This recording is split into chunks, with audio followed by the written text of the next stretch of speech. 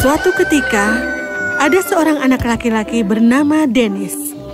Semua orang memanggilnya konyol karena, kenapa kau tidak melihatnya sendiri? Dennis tinggal bersama ibunya di rumah yang bagus dengan halaman, kebun sayur, kandang ayam, dan gudang anggur. Suatu hari, ibunya harus pergi berbelanja dan berkata kepada Dennis, "Ibu akan pergi selama 1 atau 2 jam. Sekarang, ayam itu sedang mengerami telurnya. Pastikan tidak ada yang mendekatinya dan jaga rumah tetap rapi." Jangan khawatir, Bu. Rumah ini di tangan yang benar. Lalu ketika ibunya sudah pergi, dia pergi ke halaman untuk menjaga ayamnya. Namun, karena lelah duduk, induk ayam itu bangkit untuk merentangkan kakinya sebentar sebelum kembali mengerami. Ini membuat Dennis sangat marah. Dia mengambil tongkat dan berteriak, Kalian makhluk konyol, kembali ke telur-telur kalian. Kesal, Dennis menginjak kakinya yang membuat ayam betina itu benar-benar takut dan pergi, dan dia berlari keluar rumah. Oh, ayam konyol itu lari.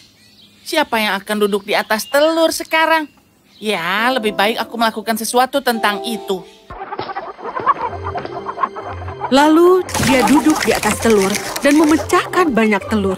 Lalu dia bangun dengan celana yang penuh dengan kuning telur. Dennis berkata pada dirinya sendiri, Oh tidak, ibu pasti akan memarahiku. Tapi untuk menyimpan buku-buku yang bagus, aku akan memberinya kejutan. Aku akan membuat makan siang hari ini. Dennis mengambil sepotong ikan yang diawetkan dari mangkuk dan mulai menggorengnya. Ibu suka ikan goreng dengan anggur. Ya, itulah yang aku butuhkan untuk memasak ikan. Dia akan sangat... Apa itu tadi? Ada suara mengerikan di dapur. Lalu Dennis berlari ke arah suara itu dan lupa mematikan keran di tong. Hai pencuri, taruh kembali ikannya. Dennis mengambil pemukul dan mulai mengejar kucing yang lari ketakutan sambil menggigit erat-erat ikan goreng di mulutnya saat berlari dari kamar ke kamar. Mereka berdua mengetuk lemari, meja terbalik, bufet dan juga bangku, lalu memecahkan vas bunga, pot, piring, dan gelas. Kehancuran berakhir ketika kucing menjatuhkan ikan, melompat keluar dari jendela dan menghilang dari pandangan. Dennis mengambil ikan gorengnya, lalu meletakkan di atas meja dan berkata, Sekarang aku akan mengambil anggur. Oh ya ampun, apa yang harus aku lakukan sekarang? Aku harus mengepel semuanya, tetapi bagaimana?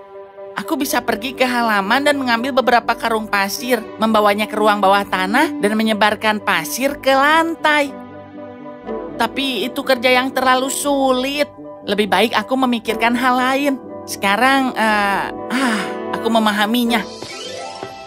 Dennis mengambil salah satu tas yang tergeletak di atas meja dan membukanya, dan mulai menyebarkan semua tepung yang ada di dalamnya. Luar biasa, tepung ini akan menyerap anggur dan aku bisa berjalan di ruang bawah tanah tanpa membasahi kakiku. Bukankah aku yang paling pintar?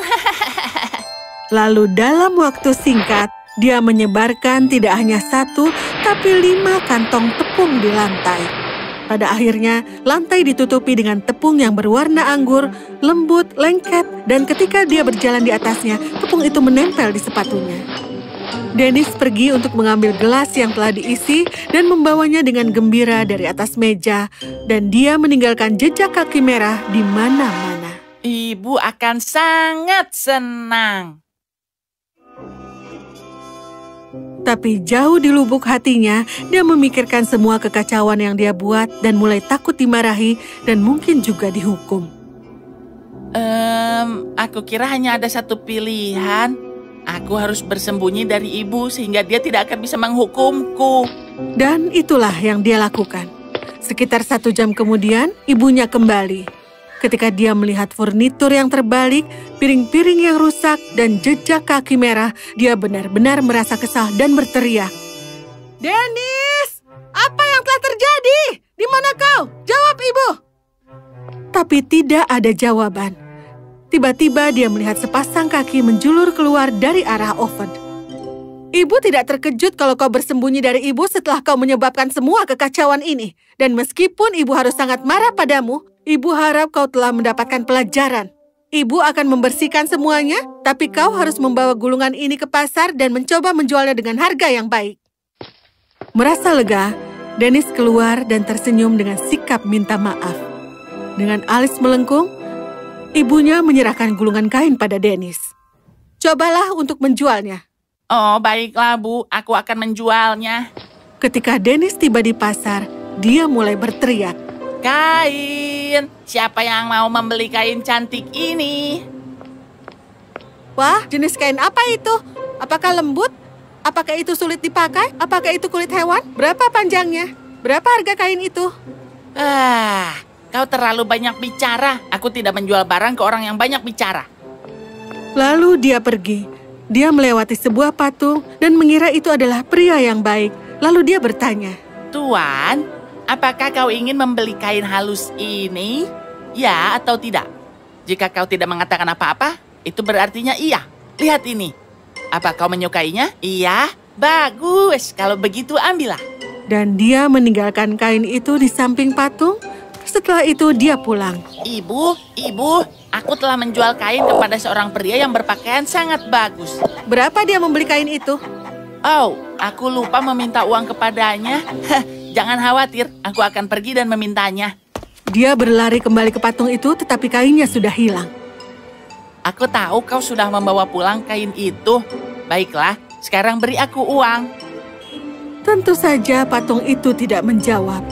Tuan, aku butuh uang. Tetapi patung itu tetap tidak menjawab. Dan Dennis mulai kehilangan kesabaran, mengambil sebatang kayu dan mulai memukul patung itu mengenai kepalanya. Kepala patung itu putus dan berguling ke tanah.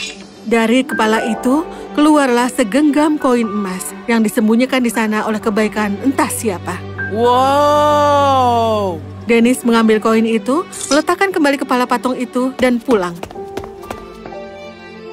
Ibu, lihat! Apa? Siapa yang memberimu harga sebagus itu? Seorang pria yang berwibawa. Dia tidak berbicara, dan apakah kau tahu di mana ia menyimpan uangnya? Di kepalanya. Dennis, dengarkan.